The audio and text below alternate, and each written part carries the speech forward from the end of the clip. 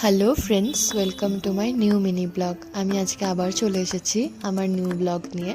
And আজকে সকালবেলায় ঘুম থেকে উঠেই দেখি যে ওয়েদারটা বেশ মেঘলা করে আছে, খুব সুন্দর হাওয়া বইছিল।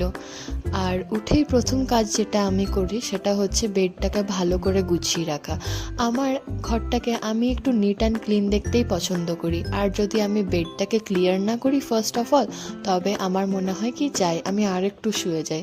তাই জন্যই আমি এই কাজটাকে ফার্স্ট প্রায়োরিটিতে রাখি।